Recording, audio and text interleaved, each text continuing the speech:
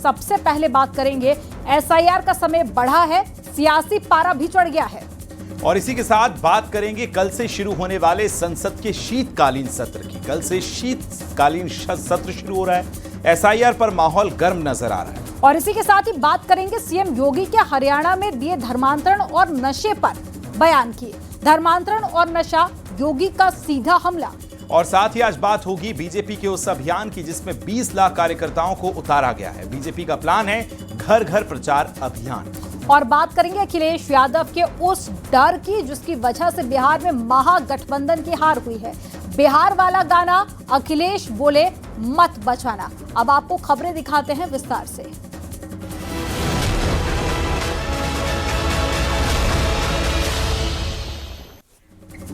SIR पर जारी सियासत के बीच में चुनाव आयोग ने फॉर्म भरने की समय सीमा बढ़ा दी है। पहले 4 दिसंबर इसकी आखिरी तारीख थी, जिसके बाद अब समय को आगे बढ़ाया गया है और अब तारीख 11 दिसंबर कर दी गई है, जिसकी मांग विपक्ष लगातार कर रहा था। इसी बीच एसआईआर पर राजनीति और तेज हो गई है। बीजेपी जहां विपक्ष पर निशाना साध रही है, तो वहीं पल्लवी पटेल का साफ कहना है कि वो एसआईआर फॉर्म नहीं भरेंगी। रिपोर्ट आपको दिखाते हैं।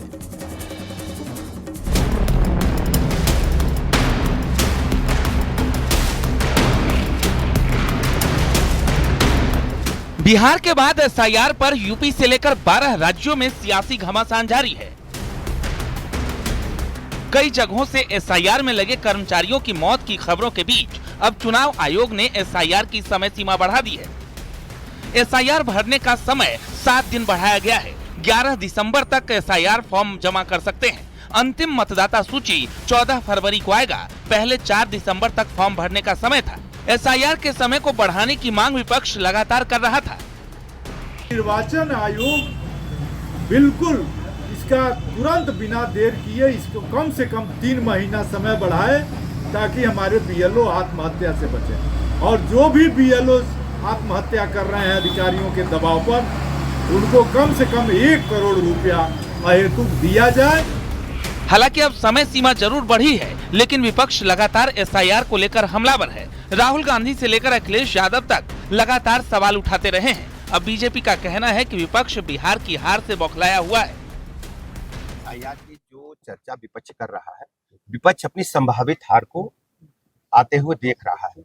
बिहार में जिस ढंग से विपक्ष के गुंडाराज को, विपक्ष के जंगल राज को राजग गठबंधन ने माननीय मोदी जी के नेतृत्व में, नीतीश जी के नेतृत्व में पूरी तरह से सफाया किया है, तो उसकी हवाएं उत्तर प्रदेश में आ रही है। तो अखिलेश यादव जी के वही पेट में दर्द हो रहा है। विपक्ष के पास कोई बचा नहीं है बयानबाजी के नाम। और आज के दिन में जो भी संवैधानिक प्रक्रिया है, ये लोकतंत्र है। एसआईआर मरे हुए आदमी का नाम कटना आवश्यक है, 2 जगह में से 1 जगह हो जाए, और नए लोगों का नाम जुड़ना आवश्यक है, इसलिए प्रक्रिया में। दूसरी ओर अपना दल कमेरावादी की नेता पल्लवी पटेल ने साफ कह दिया है कि वो एसआईआर फॉर्म नहीं भरेंगे, जिस पर मंत्री दयाशंकर सिंह ने निशाना साधा। मैं बिल्कुल विरोध करती हूँ। आपने अपना एसआईआर फॉर्म भर दिया? नहीं भरेंगे? नहीं भरूंगी। क्या चीज नहीं भरेंगी मैम? एसआईआर फॉर्म आप नहीं भरेंगे? नहीं भरूंगी। क्यों नहीं, क्यों भरना चाहिए मुझे? क्यों भरना चाहिए? मैं तो नागरिक हूँ ना, मेरे पास तमाम दस्तावेज है, तो एसआईआर मुझे क्यों भर रहा है? आप तो अपने मताधिकार से वंचित हो जाएंगे। वही मैंने बोला। मैं कैसे वंचित हो जाऊंगी? मैं पूरी उम्र अपना वोट दे रही हूँ। आज अगर एसआईआर नहीं भरूंगी तो मैं वंचित हो जाऊंगी। न डाले, जो नहीं डालेगा वो वोट डालने का राइट ही नहीं रहेगा, ना चुनाव लड़ने के लिए राइट रहेगा। न डाले भाई, यदि इस तरह का किसी का अभिमान है तो न डाले। न वोट डाल पाएगा, न चुनाव लड़ पाएगा। ये तो चुनाव आयोग की बात है, ये तो लोकतंत्र की बात है। अगर कोई लोकतंत्र के कोई चैलेंज करेगा तो कहाँ से लड़ पाए? जो लोग विरोध कर रहे हैं, और 4 तारीख के बाद देखिएगा खुद लाइन में खड़े हो जाएंगे।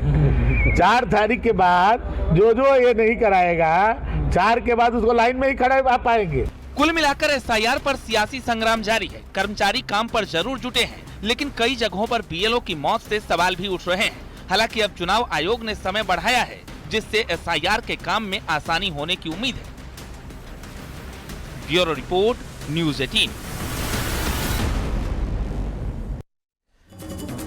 अब बात संसद के शीतकालीन सत्र की, जहां कल से संसद का शीतकालीन सत्र शुरू होने वाला है। शुरू होने के साथ ही सर्वदलीय बैठक आज हुई है। दोनों सदनों के विधायक कार्यों को लेकर और कई विषयों को लेकर इस विधायक दल की बैठक में चर्चा हुई, जिसमें तमाम दलों के नेता मौजूद रहे हैं। सरकार जहां इस सत्र में कई विधेयक लेकर आ रही है, तो वहीं दूसरी तरफ सेशन के छोटा होने से लेकर एसआईआर के मुद्दे पर विपक्ष सरकार को घेरने की तैयारियों में है। आपको रिपोर्ट में दिखाते हैं। संसद का शीतकालीन सत्र 1 दिसंबर से शुरू होकर 19 दिसंबर तक चलेगा। इस सत्र में सरकार परमाणु ऊर्जा क्षेत्र समेत 10 महत्वपूर्ण विधेयक रखने जा रही है। महत्वपूर्ण विधेयकों में परमाणु ऊर्जा विधेयक 2025, भारतीय उच्च शिक्षा आयोग विधेयक, राष्ट्रीय राजमार्ग संशोधन विधेयक, कॉरपोरेट कानून संशोधन विधेयक, प्रतिभूति बाजार संहिता 2025, मध्यस्थता कानून में बदलाव जैसे विधेयक शामिल होंगे। शीतकालीन सत्र का शुरू होने से पहले ऑल पार्टी फ्लोर लीडर्स का मीटिंग बहुत अच्छा से और बहुत ही सार्थक रही है। मैं सारा पॉलिटिकल पार्टीज़ के फ्लोर लीडर्स को धन्यवाद देता हूं। सब ने पार्टिसिपेट किया और अपना अपना पार्टी का पक्ष को रखा है। हमारे सरकार की ओर से आदरणीय रक्षा मंत्री राजनाथ सिंह जी, आदरणीय नेता सदन राज्यसभा जेपी नड्डा जी, मैं, मेरे दोनों राज्य मंत्री साथी, हम लोग पूरा नोट किए हैं और जितने सुझाव आज पॉलिटिकल पार्टीज़ के फ्लोर लीडर्स का आए हैं, हम उसको विचार करके संसद के शीतकालीन सत्र के शुरू होने से पहले सर्वदलीय बैठक में दोनों सदनों के विधायी कार्यों और कई विषयों को लेकर चर्चा की गई, जिसमें सभी दलों के नेता मौजूद रहे। सरकार जहां इस सत्र में कई विधेयक लेकर आ रही है, तो दूसरी ओर सेशन के छोटा होने से लेकर एसआईआर के मुद्दे पर विपक्ष सरकार को घेरने की तैयारियों में है। कुछ भी नहीं रहा, लोगों ने अपने में बात की, सरकार की तरफ से कुछ भी नहीं आया। आपने क्या रखा सर मुद्दा? हमने तो एसआईआर पर रखा। तो सरकार का रुख नहीं है कि इस पे चर्चा करें? सरकार करे नहीं, उसी के सहारे तो बेईमानी करना चाहती है। तो यूपी चुनाव है सर, उससे पहले बंगाल है, तो उसी के जरिए जैसा बिहार में हुआ वही सब यहाँ भी देखने को मिलेगा क्या? उससे ज्यादा कर रहे हैं। तो अधिकारियों से कहा जा रहा है कि तुम ऐसा करो, ऐसा करो, ऐसा करो, उनके वोट नहीं करना। आत्महत्या लोग कर रहे हैं।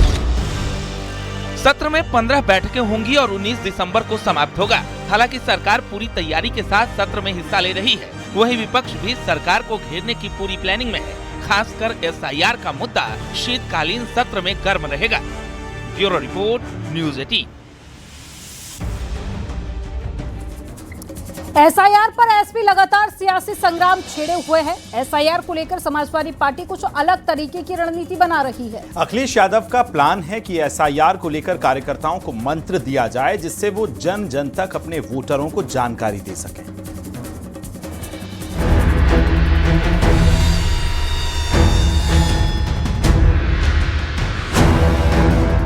एसआईआर को लेकर समाजवादी पार्टी लगातार हमलावर दिखाई दे रही है। शायद इसलिए अपने 40 सबसे महत्वपूर्ण नेताओं को उत्तर प्रदेश के अलग अलग जिलों की जिम्मेदारी दी है। इन नेताओं में शिवपाल सिंह यादव समेत सभी बड़े नेताओं के नाम शामिल हैं। प्रभारी बनाए गए इन वरिष्ठ नेताओं में जातीय समीकरण का भी ध्यान दिया गया है।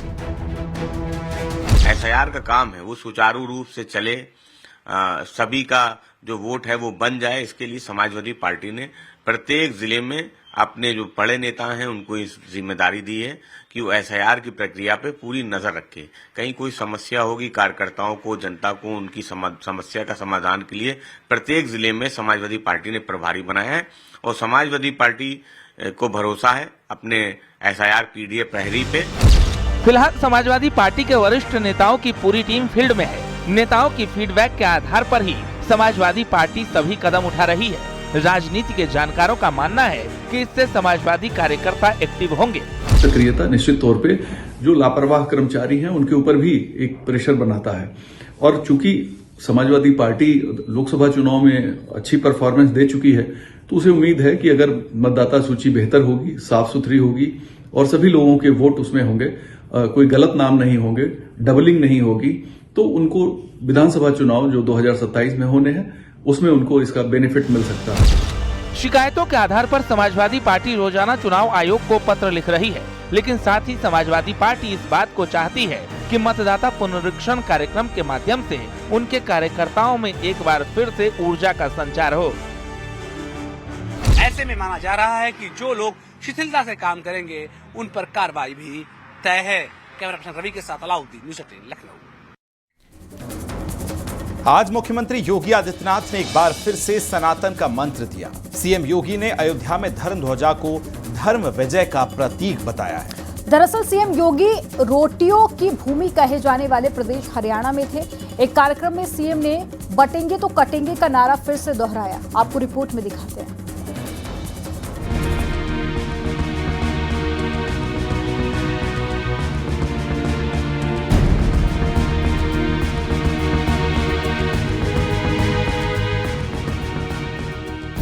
सीएम योगी ने हरियाणा के झज्जर से सनातन का बड़ा संदेश दिया और अयोध्या में फहराए गए धर्म ध्वजा का जिक्र किया। उन्होंने कहा कि जहां धर्म है वहीं विजय है, जिसका प्रतीक अयोध्या में फहराता धर्म ध्वज है।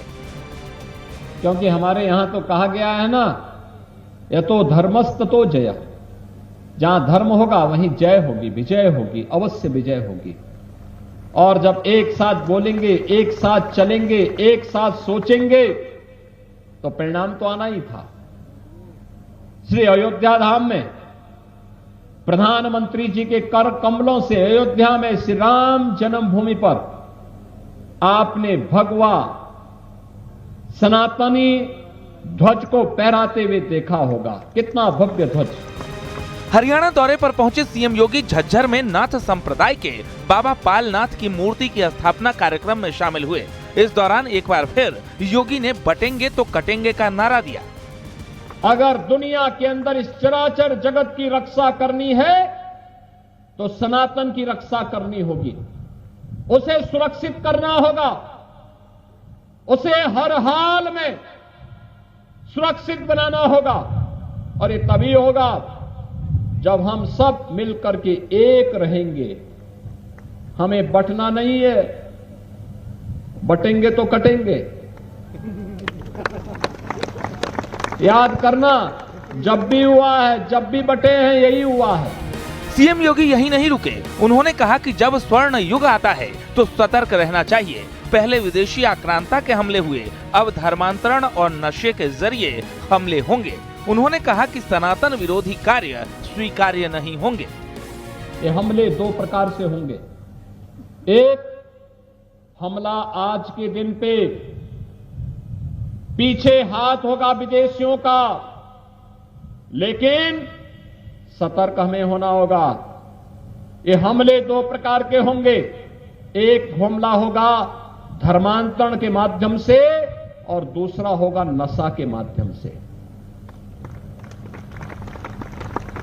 याद करना, हम सबको याद रखना होगा, कोई भी सनातन विरोधी कार्य स्वीकार्य नहीं होना चाहिए। भारत और विश्व मानवता की रक्षा करने के लिए सनातन धर्म की रक्षा आवश्यक है। सीएम योगी ने एक बार फिर बटेंगे तो कटेंगे का नारा दिया है। साथ ही धर्मांतरण को लेकर बड़ा निशाना साधा है। Bureau report, news 18। एक तरफ समाजवादी पार्टी एसआईआर को लेकर प्लानिंग में जुटी हुई है, तो वहीं दूसरी तरफ बीजेपी अब अखिलेश के पीडीए की काट निकालने में जुटी हुई है। बीजेपी की एक बड़े अभियान का आगाज जो है वो कर चुकी है। इस अभियान के तहत बीजेपी 2027 के चुनाव की स्ट्रेटजी को नया मोड़ देगी। रिपोर्ट आपको दिखाते हैं।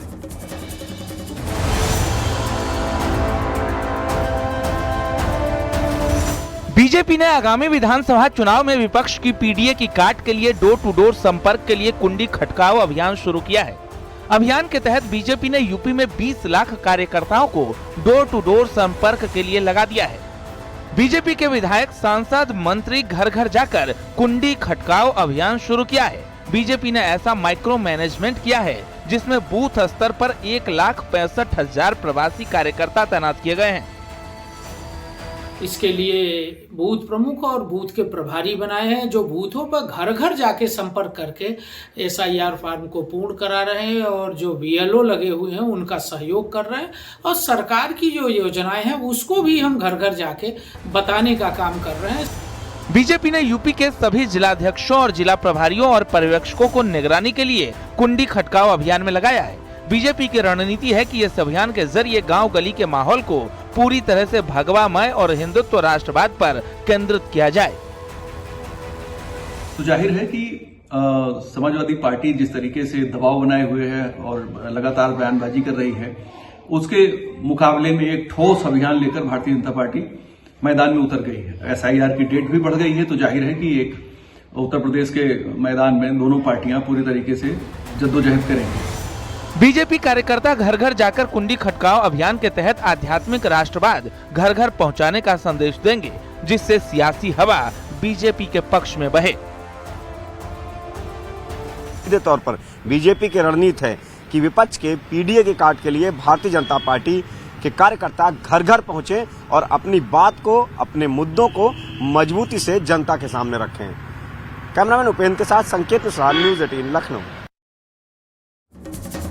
जिन गानों को आधार बनाकर बीजेपी ने बिहार में आरजेडी के खिलाफ प्रचार किया, जिन गानों को हार की वजह मानकर तेजस्वी यादव ने बिहार में 32 गायक कलाकारों को नोटिस भेज दिए। अब वैसे गानों से अखिलेश यादव सावधान हो चुके हैं। गायकों को अखिलेश यादव ने साफ कह दिया है कि बिहार में जैसे गाने बनाए गए, उत्तर प्रदेश में वैसे गाने मत बना देना। आपको रिपोर्ट में दिखाते हैं।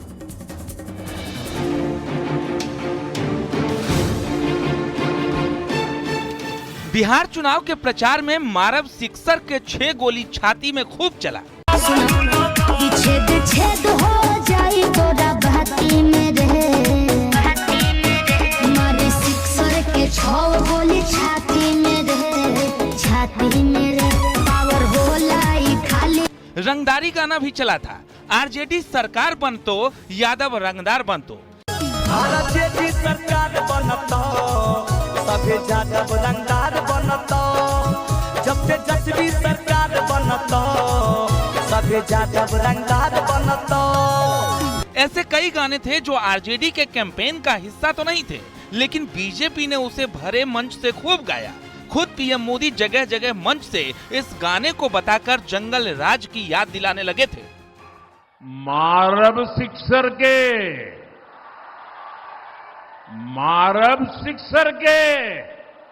6 गोली छाती में, यही इनका तौर तरीका है, यही इनका प्लान है। इनसे कोई भी सवाल पूछेगा तो यही जवाब मिलेगा, मारब सिक्सर के 6 गोली छाती। इन गानों को लेकर बीजेपी ने ऐसा कैंपेन किया कि तेजस्वी का सीएम बनने का सपना चकनाचूर हो गया। अब अखिलेश यादव को भी वही डर सता रहा है और यही वजह है कि अखिलेश ने पहले ही कलाकारों को साफ शब्दों में कह दिया है कि बिहार में आरजेडी के लिए जैसे गाने बने वैसे गाने मत बना देना। मैं अपने कलाकारों से कहूंगा, कोई ऐसा बिहार वाला गाना मत बना देना। और हम अपने प्रेस के साथियों से कहेंगे कि कोई गाना कैसा बनाए हमारा मत बता देना। AI जमाना है, तुरंत बन जाता है गाना। दरअसल बिहार चुनाव में हार के बाद आरजेडी ने ऐसे 32 गायकों और कलाकारों के बनाए ऐसे गानों को हार का एक कारण माना और उन्हें कारण बताओ नोटिस जारी किया। अब अखिलेश पहले से ही कलाकारों को सावधान कर रहे हैं, जिस पर बीजेपी ने निशाना साधा है। निश्चित रूप से अखिलेश यादव को उत्तर प्रदेश के अंदर बिहार का भय सता रहा है। जिस प्रकार से गुंडा राज बिहार में था, उसका चित्रण कलाकारों ने किया था और कलाकार सही बातों का चित्रण करता है। वो अखिलेश यादव को लगता है कि उत्तर प्रदेश में उनकी सरकार के भी गुंडा राज, माफिया राज का चित्रण अगर कहीं कलाकारों ने किया, कलाकार सच्ची बातें कहता है, सच्ची घटनाओं पर गाना गाता है, तो अखिलेश यादव की लुटिया डूबनी तय है। हालांकि अभी 2027 चुनाव में समय जरूर है, लेकिन सभी पार्टियां तैयारियों में जुट चुकी हैं। तेजस्वी की हार से सबक लेते हुए अखिलेश यादव यूपी में अब हर कदम फूंक फूंक कर रखना चाहते हैं और यही वजह है कि उन्होंने कलाकारों को साफ कह दिया है कि ऐसे गाने नहीं चलेंगे जिसमें जातीयता या रंगदारी जैसे मतलब आए। Bureau report, news 18।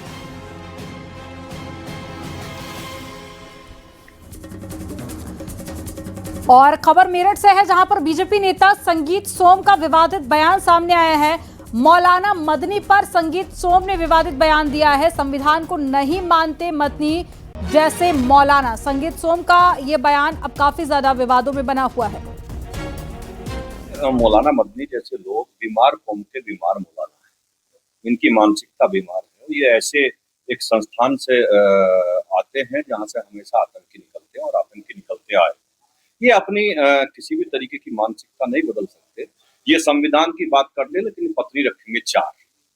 बात संविधान की करेंगे, संविधान अपने हिसाब से मोड़ना तोड़ना चाहते हैं, चार चार बीवी रखना चाहते हैं और देश में जब जब आतंक होता है उसे ये तो सही ठहराना चाहते हैं। ऐसे मौलानाओं को मैं हमेशा से सलाह देता हूँ और मदनी जैसे मौलानाओं को तो मैं ये अपनी सलाह देना चाहता हूँ कि ऐसा ना हो आप वंदे मातरम और पूरे देश को एक कटघरे में खड़ा करना चाहते हैं, वंदे मातरम का टिप्पणी करना चाहते हैं।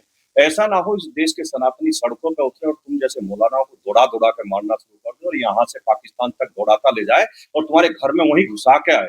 ये इनकी समझ में अभी आ नहीं रहा है और मैं फिर एक बार दोहरा रहा हूँ कि इनके बारे में बहुत टिप्पणी करना बेकार है। मैं किसी तरीके से भी संविधान को नहीं मानते, ना संविधान को ये मानना चाहते। इनकी बीमार मानसिकता है और उस मानसिकता से बाहर नहीं आ पा रहे। देवरिया में एसआईआर में लगे लेखपाल आशीष कुमार की मौत के बाद उनके घर सलेमपुर एसडीएम पहुंची, जहां एसडीएम दिशा श्रीवास्तव मृतक लेखपाल आशीष कुमार की माता और पत्नी को रोते देख खुद भी रोने लग गईं। एसडीएम दिशा श्रीवास्तव के आंसू निकल आए। 29 नवंबर को गोरखपुर में इलाज के दौरान लेखपाल की मौत हो गई थी।